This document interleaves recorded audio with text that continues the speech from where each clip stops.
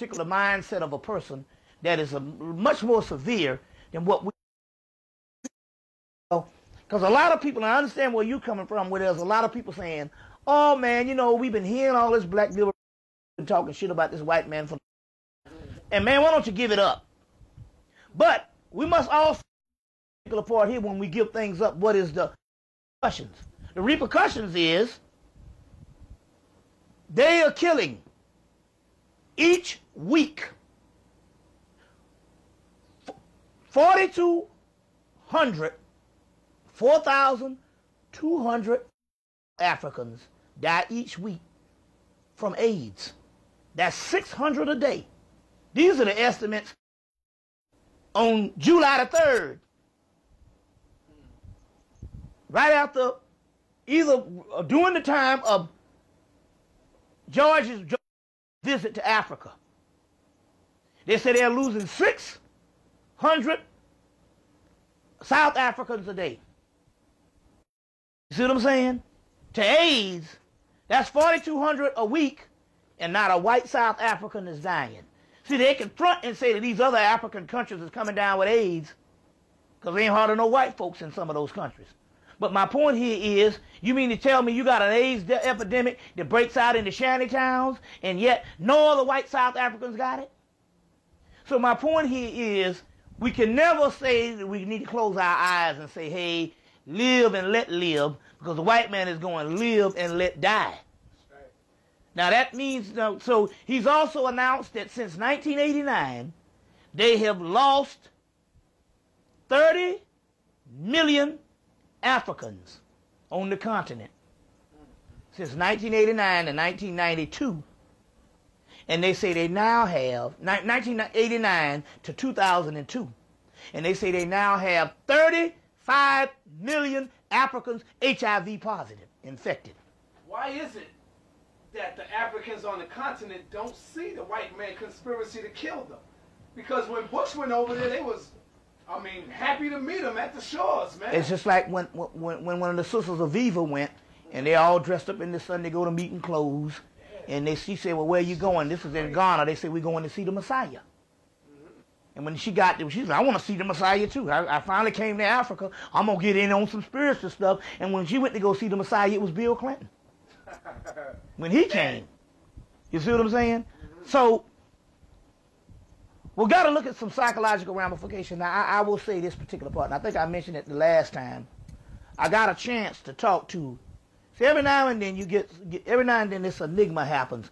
And it's just like the African brother that's extremely conscious that comes around Brother Salam. Yeah, you very, very rarely you will have this. So every now and then the enigma happens. Yeah, he told me straight up, if he speak like this at his home, he said the African niggas will kill him. Yeah, and it's very rare that you get this and all, but it was interesting because it was two sisters that went to the AU Center, and they were from Ethiopia, which is really, if you want to talk about some dead people, I mean, they don't even speak to us on that particular level, but every now and then you get an enigma happen. These two sisters went to the AU Center in the 1990s from Ethiopia, and their father was African in America, and their mother was Ethiopia, but they spent part-time in Ethiopia, another part-time in West Africa, and then they later on went to college at the AU Center, and they made one particular aspect of the mindset of the African.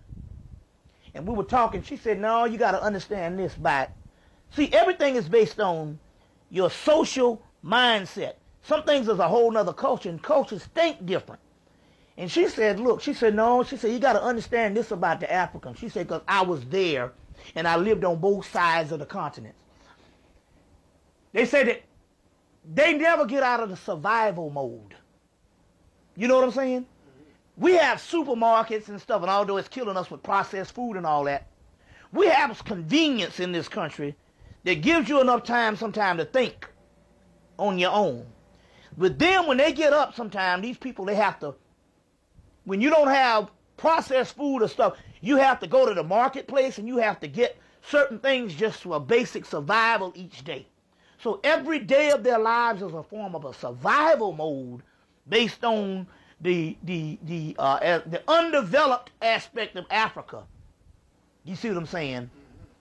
That is not conducive to modern civilization, although we know ancient civilization, they had their stuff together. So therefore, when you talk about an undeveloped aspect, just the poverty level alone, Yeah, finish talking. just the poverty level alone, the undeveloped aspect of Africa, they never come beyond the survival mode. You understand what I'm saying? So their mind, so the social aspect of their mind don't ponder conspiracy. That's what the sister, she said, no, you don't understand. She said,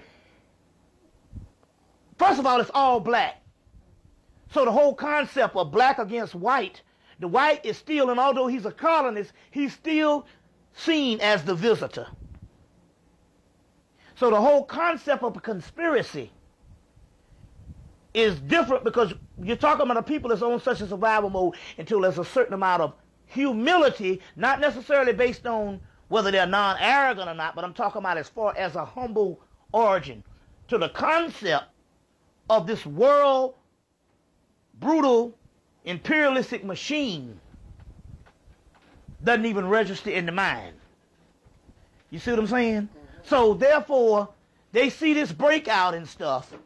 And, you know, remember now, they're not even privy to a certain amount of information. Let me give you an example.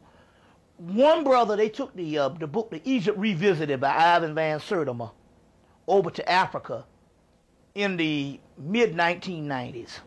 They took it to Kenya. And what they did, they had one book, and they had almost 100 people that wanted to read that one book. So what they did is they took the book and split it in half and gave, let's say if there was 10 or 15 chapters, they gave 15 people a chapter and had them to memorize it. And each person would come in and teach that chapter orally to these 100 people. You see what I'm saying? To these particular 100 people or whatever they had in this group. And teach it orally and break it out into a classroom compared to everybody getting a book and being privy to information. So like Dr. John Henry Clark said, the colonization of knowledge. You see what I'm saying? On that, and it's not far-fetched than if you go to Alabama. Now, yes, they understood racism in the segregation of Jim Crow form. But right now, if you go down to Alabama or Mississippi and you trying to teach these people some advanced stuff about the Illuminati and about the stuff that we are into now, their concept, you see what I'm saying? Let's take religion. You trying to teach them some stuff about Yoruba, you trying to teach them some stuff about Dogon, their whole concept outside of Jesus Christ, you see what I'm saying? It's like, and one brother in South Carolina put it this way, he said, we need to study breeding with this white man. When a person breeds you, they have bred you just like an animal, you see what I'm saying, to take a certain path most of your life. And we can't break that breeding. And it's interesting because that's what they talked about in the movie Doom. When they wanted to take over the House of Atreides in the movie Doom, the right-hand man had an imperial breeding to the king of the House of Atreides. And then how the Harkonnens took down the House of Atreides, they broke the second in command, the right-hand confidant's imperial breeding. And that's what we're doing. You have to embrace a breeding process. It's not just as remote as Africa. It's remote as Alabama, Mississippi. You see what I'm saying? Or parts of Harlem. Because we still talking about the same people. That particular concept of a oppressed people. An oppressed people are a victim mentally and psychologically until you have, and it was interesting here because it was a white boy in 1989, I remember this. Because this is when when stuff started, they started killing people with crack and killing people and doing all types of stuff. And somebody mentioned something about the black community to him, as well as something that the white community was doing. And the white guy turned around and said, man, he said, please. He said, them people got about 4,000 complexities running together. And he was talking about the oppressed mind and how the oppressed mind has so many idiosyncrasies and complexities and barriers running together until it goes back to that one thing. Every day is a survival mode. In our case, we survive by going to the malls or going downtown Harlem and getting the new shit.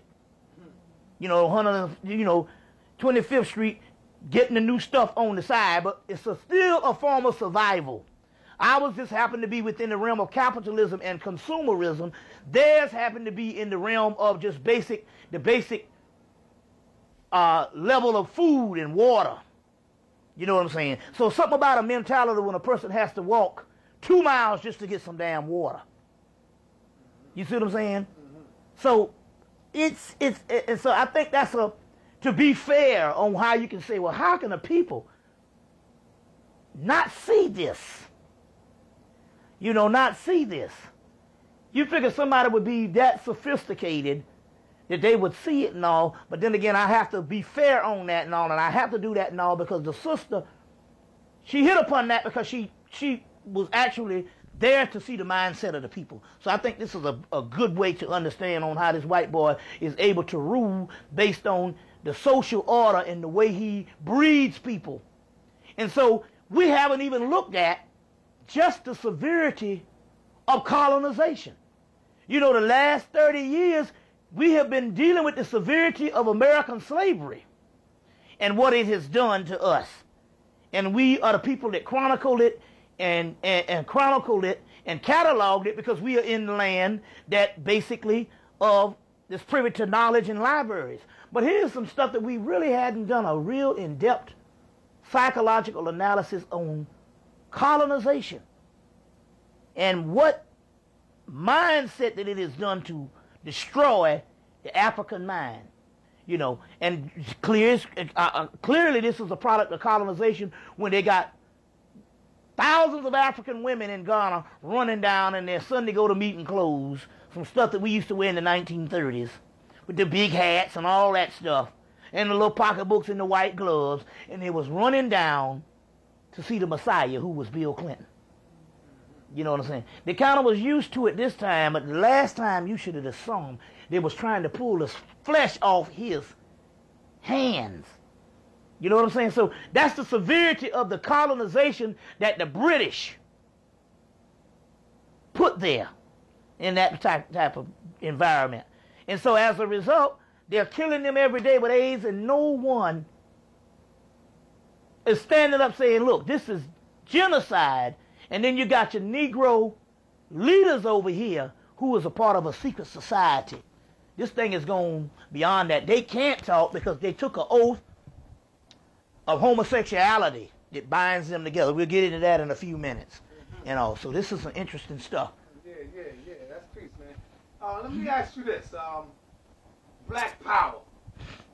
Is having power evil, man? The reason I ask you that is because I'm out there on the street every day, and when I say black power, it's like our people don't want power, man.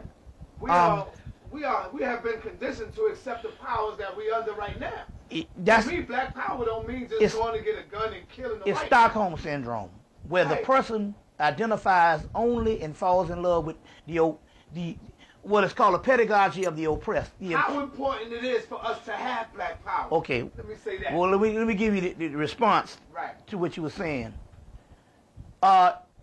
In the Stockholm syndrome, the kidnapper falls in love with the kidnapped and takes on the views. The kidnapped fall in love with the kidnapper and takes on the views of the kidnapper. In the oppressed, in an oppression, we take on the mind of the oppressor.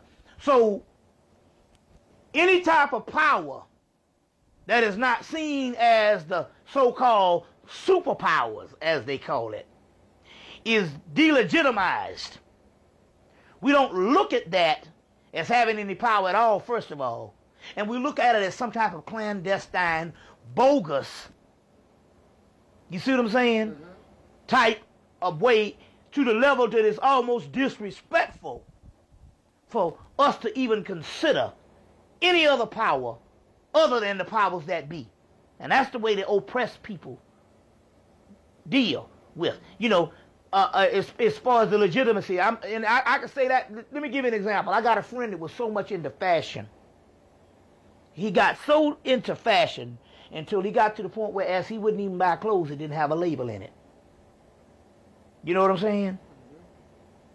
The psychological conditioning. You see, he wouldn't even buy clothes that didn't have a label in it. And some of these clothes that are made with the label in it,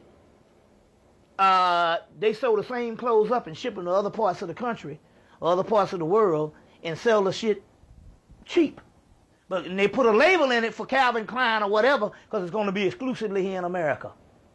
And it's the same sweatshops and all the other stuff with the same cheap shit you get down on another part of right another part of New York City, and it's made in the same factory. I had an aunt that worked in a mayonnaise factory when she was in college. Every summer she'd work in this mayonnaise factory in North Carolina. And she said they made mayonnaise for Hellman's, Kraft, and all of the major companies, and then they made the generic brands for all of the supermarkets. See where, you know, you got the, you know, Pathmark has a brand. Down south you have Kroger. And it was all made in the same factory.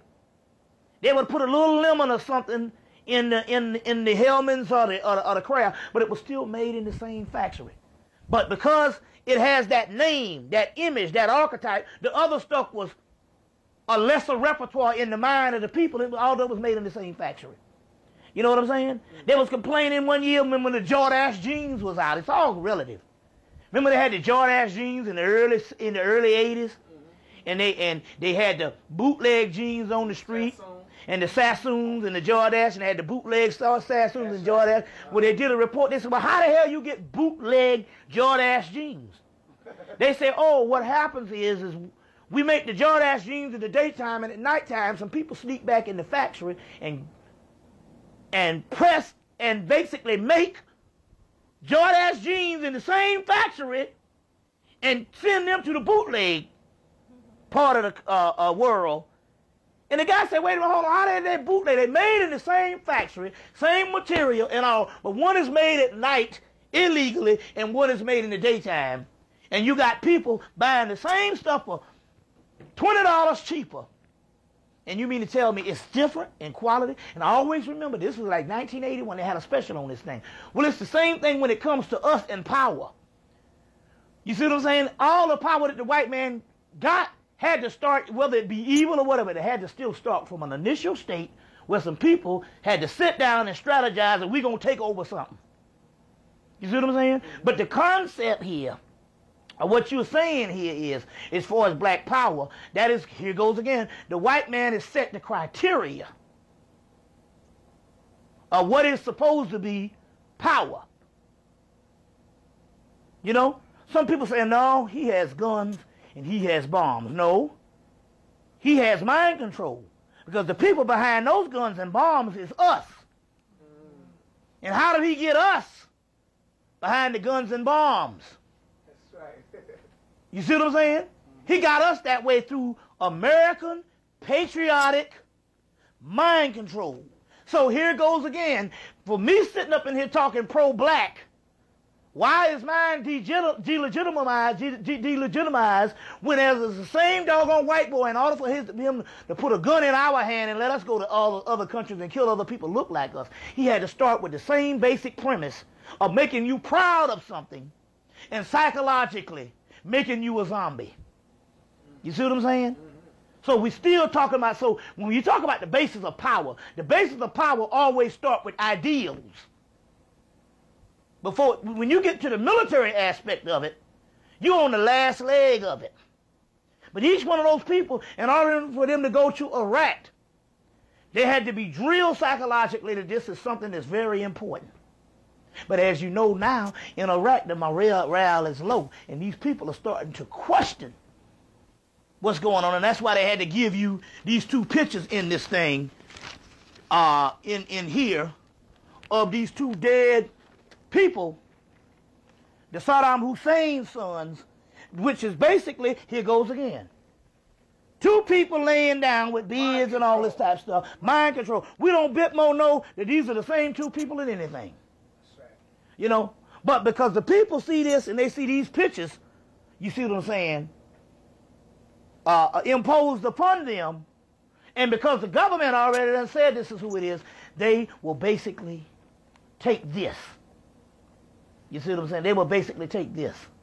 You know, now it's interesting here because the day they so-called say they kill these people, they asked the people in Iraq what did they think, and they all said, we don't bit more believe that in anything.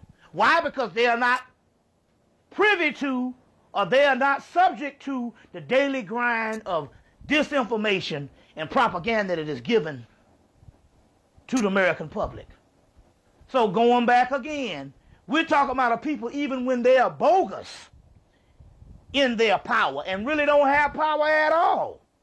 They're able to capture the respect in the minds of the oppressed people. You see what I'm saying? Even when they're weak. Like, give you an example. They talk about the Roman government. The Roman government did one thing in its history. They killed people. That's the main thing that Rome is credited for, is they killed thousands of people in the ancient world. So much until it grew this legend, you don't go up against the Roman Empire. And the Roman Empire fell weak and was weak for 100 years before anybody went up against it because of the legend. And it was a group of people called the German Vandals. You get the word vandalize from. The German Vandals, who were illiterate, so they didn't know the legend, went up in there and kicked Rome's ass. You see? Kick their ass. Well, it's the same concept when it comes to this particular black power. It's all about criteria and what we have been given in this mind control game where we delegitimize everything that is not coming from European thought, which is the key now. Because since 2000, they said now, based on the world, when they talk about the World Wide Web and globalization, they're talking about the globalization and making supreme European thought. So they're also saying if you don't think like a European now, you're somewhat not human. So European thought is now become the criteria for human thought. And the people who don't think like Europeans are somewhat not human. Let me give you an example. On July the 3rd, I don't know if it was July the 3rd, it was, I put it this way, it was the second day that Bush was in Africa. They went to Kenya, and they was talking about all this AIDS, which we know they giving them AIDS and calling it, killing them and calling it AIDS. And we went to Kenya. They went to Kenya. And here it goes again to show you the criteria. They had a black woman dying in the bed. On ABC National News, they showed this on prime time. Hell, this is before prime time. This is fucking 7 o'clock. Prime time is from 8 to 10 o'clock. This is even before prime time.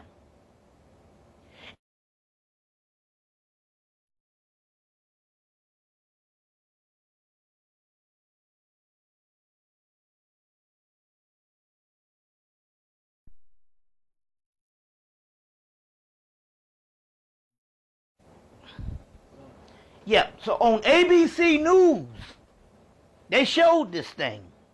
They had a black woman laying in the bed in Kenya, not in the bush, dying with AIDS. And because the place she was dying, they just taking people and warehousing them. She's too sick to close up her top, and her breast is all exposed, nipples and all. And ABC News, she got a tube in her mouth. She's dying of AIDS, and ABC News is showing this woman on her deathbed dying with AIDS with her breast exposed on prime time.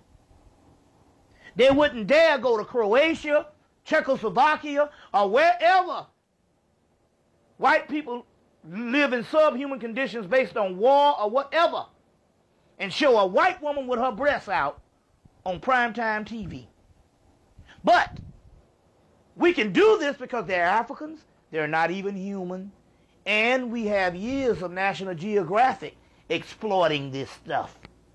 You see, so it's the same. We can do this because we have, dogs have breasts and animals have titties, and orangutan and monkeys. So therefore, it's all right to show a black woman's breast on primetime TV because they're somewhat not human. Now, don't get me wrong. ABC News knew what they were doing. This wasn't live and they just happened to catch a shot. This was all edited. They did it on purpose. You see what I'm saying? Not because they're thinking we are non-human. It's because they're trying to monitor us and see where our mindset is and why don't anybody complain about it. You see? And they're setting the criteria. So here's another example of what you're talking about here. They set the criteria. They set the litmus test. You see what I'm saying? Because they have colonized the standard of thought. They have now colonized the standard of thought. You see what I'm saying? So it's just like you saying, they got an ancestral African day on Coney Island, and they got white drummers out there. You know what I'm saying? They got white drummers out there. Well, it's no different. You go to a Native American powwow, and half the people jumping around is white people with feathers in their hair.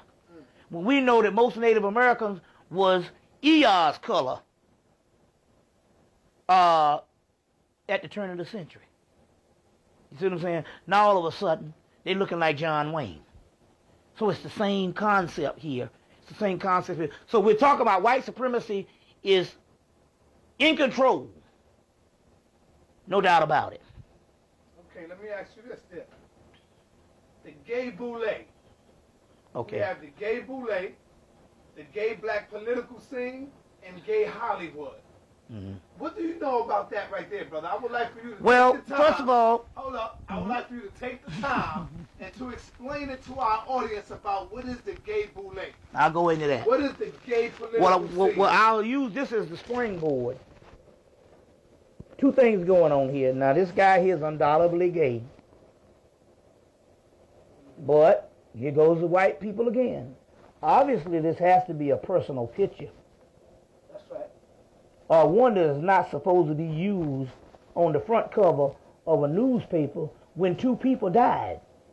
See, despite what you think about this guy here doing the shooting, another guy died in the context of this, which just so happened to be good friends with this guy. And which leads us to that whole political part I'll get into in a few minutes of where there's already been made mention that this was a lover spat. But before I get into that, I want to get into this particular part. What does it tell you about the mindset of a people that had a horrendous death, two deaths? Know that from the mic. Yeah, horrendous death, two deaths on July 23rd, which is key. That's the African New Year in ancient Kemet and the rising of Sirius. So we also have some type of conspiracy going on. I'll get into it in a few seconds. But I just want to talk about this. Why would they put this on the front page of the New York Daily News? You see? This picture of a man here, you know what I'm saying, sporting some butt crack and some damn plastic yellow pants on. Because, see, they not only just talking about him. They That's talking right. about the black man, period. When they do things like that. It's all a part of a propaganda of dehumanization. Right. Not dehumanizing the killer, but right. Dehumanizing the black man and black people in general. That's right. You know what I'm saying? Mm-hmm. Now, another person died in the context of this, so why are you going to make mockery in a certain condescending way the next day? Now, first of all, it was a ritual that's going down, and this is nothing but MK Ultra, the Manchurian candidate, where they could just give a person a phone call and he go and shoot up the place and kill this other councilman, James Davis. You see, kill this other councilman, and his middle name is Boaz, which is a Masonic symbol and a Masonic genealogy of Boaz and a pillar. You see, and so they would do this, and they would put this type of thing on the newspaper. The New York Daily World is supposed to be very serious, and they would put this type of thing on. This is not by mistake that they would do something like this, and and then they would show another picture of him another picture of him, and this will let you know, okay, let's say it was one picture, we got this picture with his shirt off. Well, why is it that the next picture they show of him, he got his shirt off again? Which means they're trying to play on something that is going on. You see, his shirt is off again in this particular part, and he's all exposed. So this lets you know that they're trying to convey a certain thing, a certain image, and all. But you know, but it's not by mistake. Why didn't they put this one on the cover? It's a lot decent, but I'm just trying to say this type thing here is still a ritual to make mockery, and we don't get it. We don't get this particular part. You see what I'm saying? But this dehumanizes both people, because they are also insinuating that this was a lover spat. Also, and it very well could have been. But this is how they do things based on this. But it's also still going back. Now you got to understand that why did it happen on July 23rd, which is in case the African rising of Sirius, the star Sirius, and the African New Year for most of the ancient world, and the New Year for people in the ancient world, period. But not only that, remember, and I've been saying this since 98, that you must understand that whenever they do this during the summer solstice, it is for distraction. Whenever this happens during the summer solstice, it is always due to distraction. The Abner Luima thing happened during the summer solstice.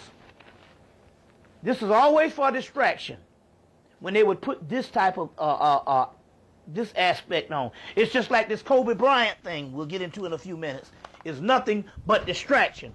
Why did they sentence him during the summer solstice? Because they know that during the summer solstice, let me explain out there for the people who don't understand, that black people are closer to not only the star Sirius, but the cosmos, but the production of melanin is at a higher level during the summer months. It's a rebirth of the human spirit, period. And so black people having the highest form of melanin, they have to put certain things that give you a conversation so you can be locked into foolishness so that you can miss some certain things. Because remember now, if the radio station goes off, somebody might start to think. So this is a form of propaganda, which leads us now back to the gay thing.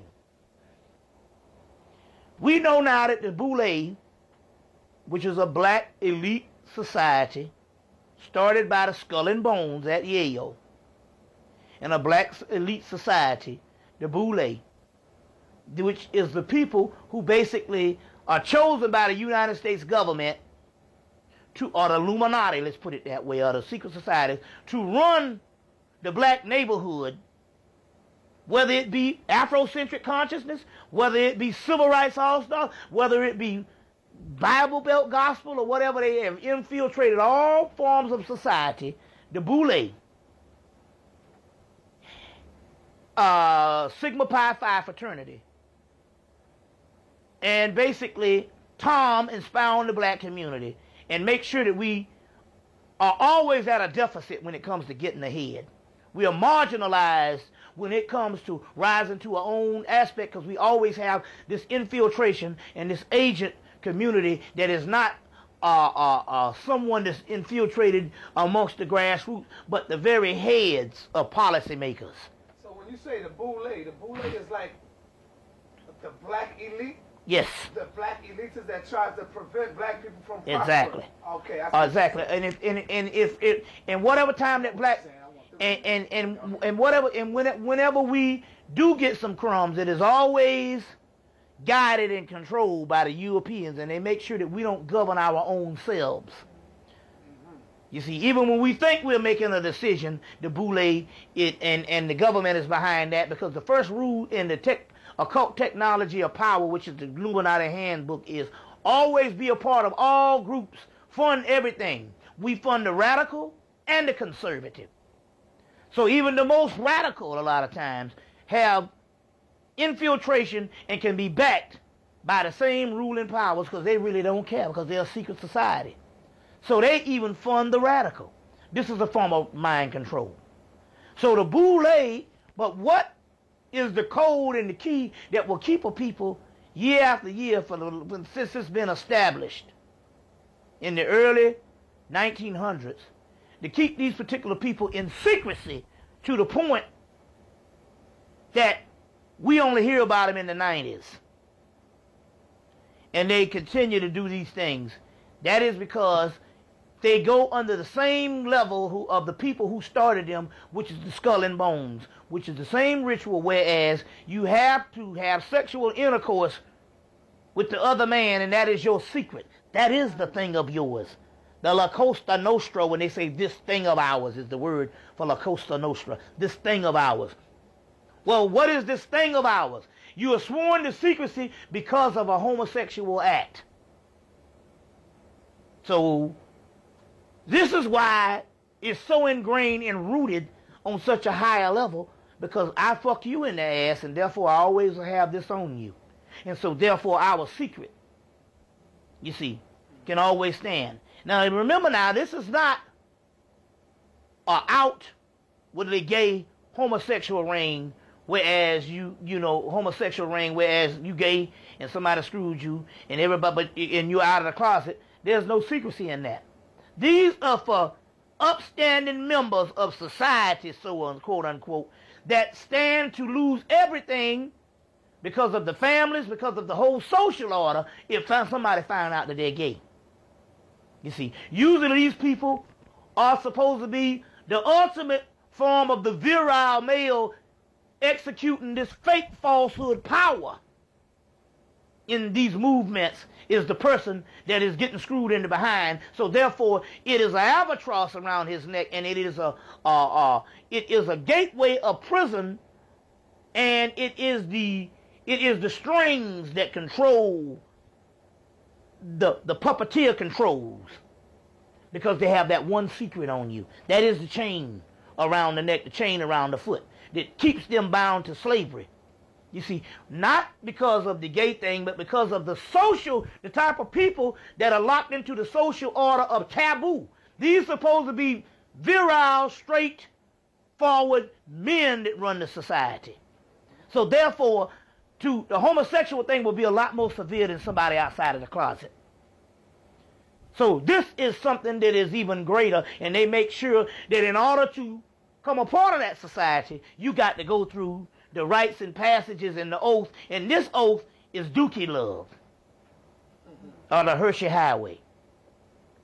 You see what I'm saying? Now this thing goes beyond that. In 1986, I came to Atlanta. I went to Clark College at that time, before it was Clark Atlanta University. They have at the schools, there's 5 schools there, but they all take classes. Or at that time, when I was there, they all take classes at different parts of the AU Center. So the people from Clark will go, I'll take a class at Spelman, or you could take a class at Morehouse, and it was, and so it's an intermixture of classes you can take all over their different schools. So it works like the regular white university, although the white man won't let them come together as one university. They got to be separate schools. So I was taking this class, an art class, from a guy over at Spelman, and he's one of the world-renowned artists. His name Lev Mills, and I went over to take a class, art class with him. Took several classes with him, and I met a sister there that had known this particular sister that I might have known from South Carolina. She said, "You went to Benedict College, didn't you?" I said, "Yeah, I went to Benedict College also." She said, "Well, you know Henry Pond?" I said, "Yeah, he was the college president." She said, "Well, one of the girls just graduated from Spelman." I said, "Yeah, she was in high school when I was a freshman." And I remember she later on went on to Atlanta. She said, "Well, she just graduated." And I said, "Yeah, because this was years after it was a couple of years from, about 2 years after me leaving Benedict." And she said, "Well, she just graduated." And she said, that there's a meeting that goes on in Atlanta every year. And the big-time dignitaries, college presidents, corporate CEOs, all of the great people that you would think of that has made it in this society that's exclusive, that the ones that the government approved, the ones that you see on all these TV shows and different things like that. She said it's bank presidents, any kind of top-notch Negro, they say that these people, they fly into Atlanta, men, and they have this great day in Atlanta every weekend, every year, a great day annually, and they fly in and they fuck each other. You see, so this thing is going even beyond the Boule. It's a, you know, although a lot of these members and a lot of this stuff was chartered by the Boule, there's all these people, and they go in and they fuck each other. These great so-called powerful black men. And so we're talking about an elite society, not just even in the secret society of the Boule, but your political society. Are you talking about the Gay Boule or the gay black political scene? We talk about the Gay Boule, okay, which would be the catalyst. The gay black political scene. You see what I'm saying? Whereas some of your congressmen is gay, like John Lewis. You know, he's there. He's always pleading our case, always hugging up white people. He's gay. You see what I'm saying? You know, so we got these types of things that's going on. Like, take for instance, you have Morehouse College down there. Now let me show you what goes on in Morehouse College. They recruit thousands of young black males from all across the country. That's gay. And they come there as freshmen, and they will get an advisor, some type of mentor, which is a person that is a professor or a person that works in administration of the college, and they will be that particular person's mentor for a year or so. And this person comes, and he gets this older person. It's like that Greek thing. You know, they have these older men that come with the young boys, and they will get with these young freshmen, and they basically would initiate them into a cultural homosexual society. And they have these older mentors, and they get these young guys, and it's an entire gay system that goes in Morehouse College. Not saying that every guy goes there that's gay, but it's a gay system within the college that's sanctioned by the college, and they induct these particular people into an elite society of gay-ro-nees, as a new race to put it. And this elite society will be world rulers with their postgraduate secret society, the Boule, but it goes even further than that. Now, on the regular college campuses, you have your regular fraternities, Kappas, Qs, Sigma Phi Phi, Zeta Phi Beta, and the sororities Delta and AKA. That's your regular college campuses.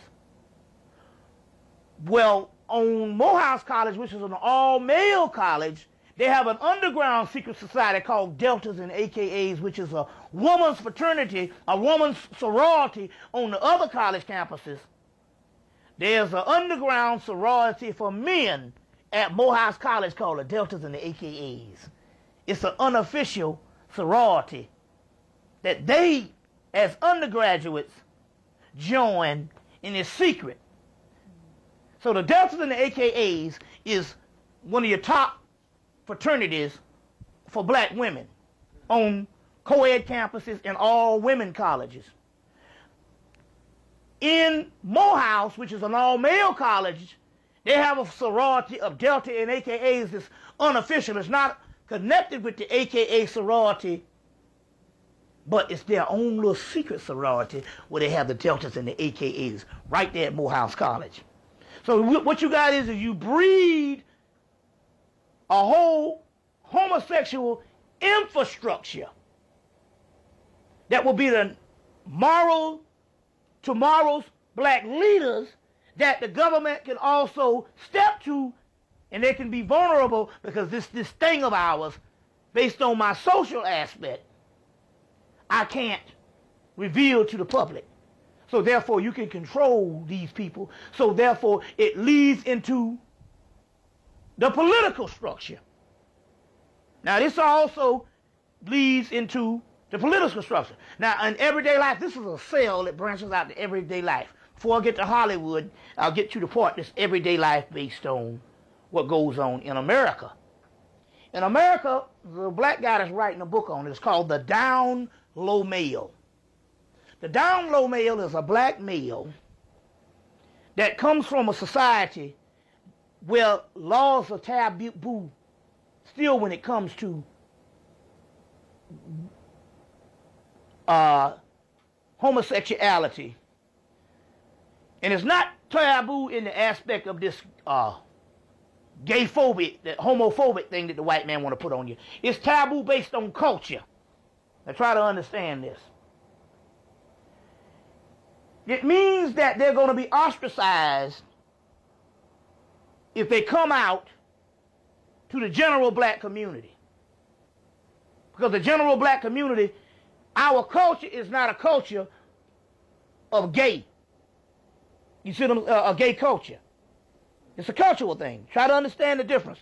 This is not homophobic. We're not hating homosexuals. It's just that some cultures, although there could be mass homosexuals in the culture, it's still taboo to be gay in the culture based on our historical background as coming from a heterosexual society. You understand where I'm coming from? That's a disease, man. That's a sickness. Well, let me explain. We have to treat it like that. That shit is not normal, man. Let me explain this to you. Not for us. Now check this out.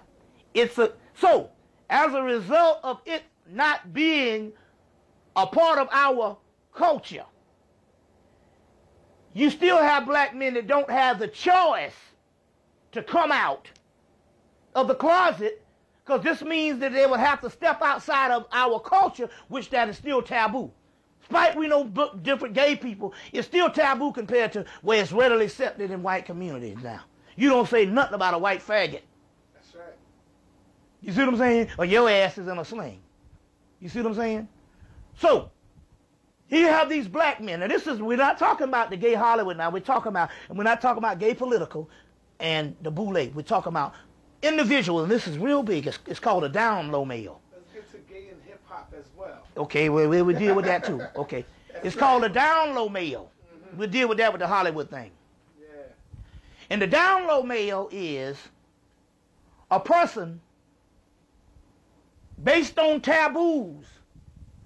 He himself does not consider himself a homosexual. Although he may go and engage in homosexual acts, he's saying that's just a sex act. It's like a role-playing game. You see what I'm saying? It's like, I'm not a homosexual. So this is a form of a sex act. It's a different.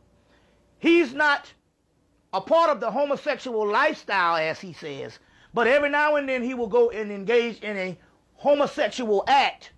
And in their mind, psychologically, they're not homosexuals because of the culture they come from. So although they will be married and will have girlfriends and have children, every now and then they will go and get fucked up their ass. That doesn't make them a homosexual. It was more of an experimentation or more of an art form that they can take on and get out of and don't have to be a homosexual. This is all a psychological phenomenon. And it's called a down low male. As a matter of fact, there's a guy that is writing a whole book on this thing called On the Down Low. And I know in 2001, he was supposed to be finishing up this book, but I don't know. I haven't heard anything on it. But the concept here is, in their minds, they don't think of themselves as homosexuals. Although they might go and deal with a homosexual act, they never think of themselves as homosexuals. You see, based on the psychological ramification of the taboo culture. You see what I'm saying? They must always mask that. And whatever they do, oh, that's just an act.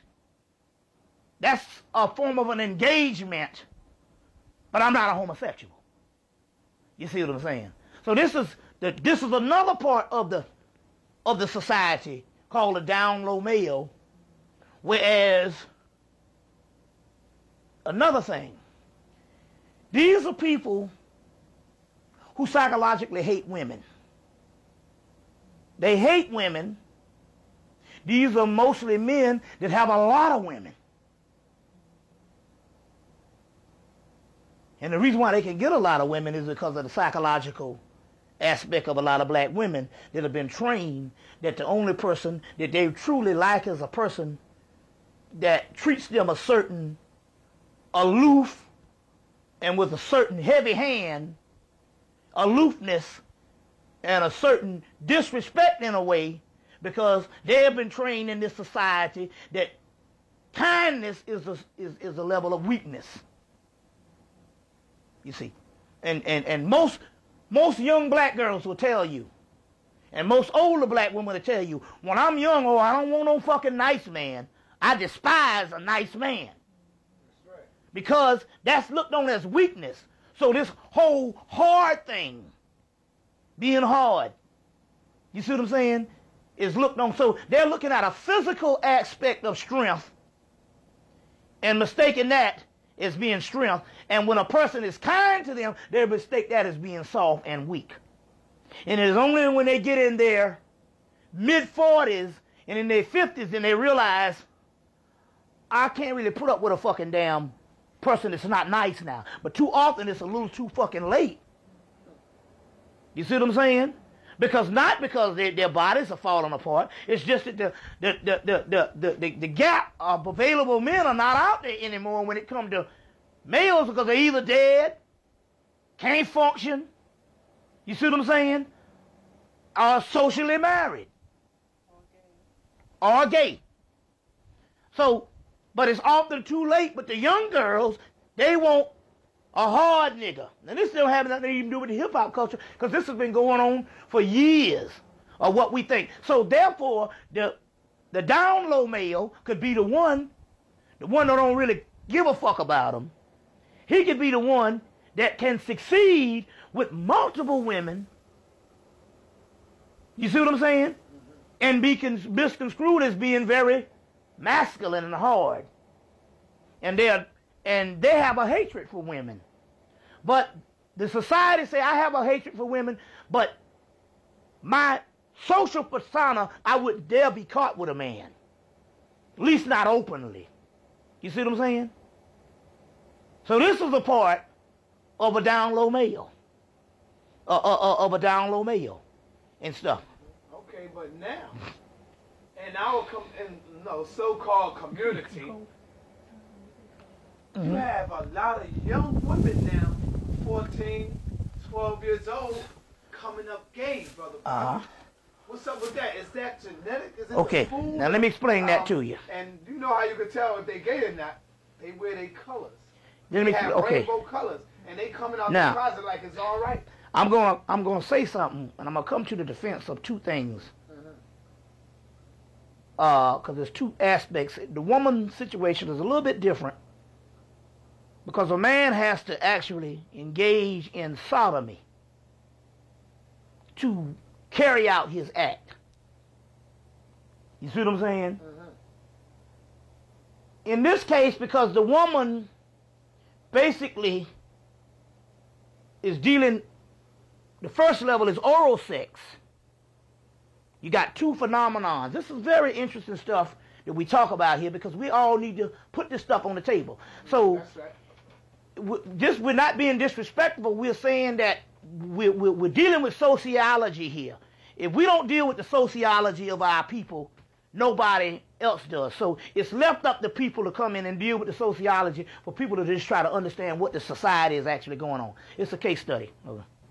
Now, dealing with the women, because the male has to engage in sodomy, there's two phenomena that is going on, and it's being very prevalent. But I must come to the defense of this what's going on, because it's much more open. To understand this on the social aspect, you got two aspects that's going on. You got the classic butch or dyke masculine female who doesn't want anything to do with a male based on what makes homosexuality, you know, whatever the deal here is. They are the classic butch, or that male type of entity that is a homosexual in the aspect that it is completely never going to be with a male. Okay. Then you have, very interested in the female community, you have a female that sometimes is turned out by this particular masculine butch type of male, female, male, she-male, put it that way, that in so many words is not necessarily homosexual or lesbian in the classical sense of the term. You got some women that's caught up in, and I'm gonna give you some social examples, that's caught up in some type of experimentation. This is going, and I say this because this is going on college campuses and in high schools. Yeah.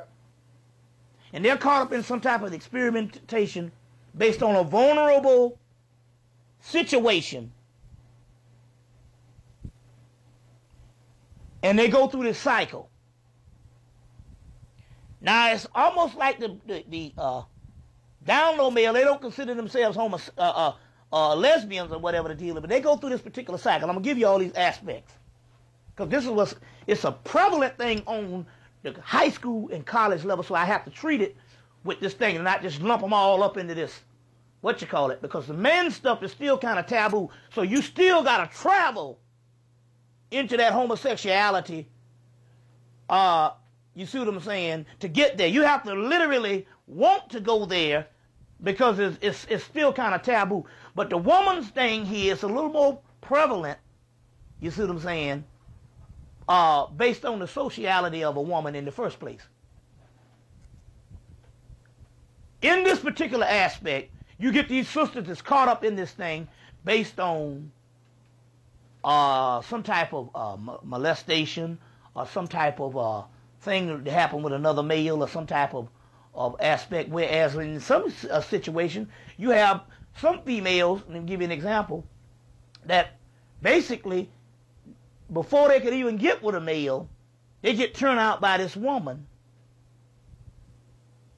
And they think that they are lesbians because they've never known the male. And then they find out that a couple of years later, sometime maybe 10 years later, they will get with a male and find out that, hey, I wasn't gay in the first place. I just basically, the first form of sex that was presented to me was that way. There's one sister, she was hit on by a dyke or whatever, and she ended up going through this relationship of damn near 10 years. That was the only person she'd ever been with. And when she got with a male, she went crazy. Hell, she wanted to fuck every damn hour. And she found out she loved it, but it was one of those particular situations. Well, this is what's happening also with a lot of stuff on, and this is going on in the high school. I got a friend that went to college with me. He teaches high school now. And he said 9th graders is sitting up in the class holding hands.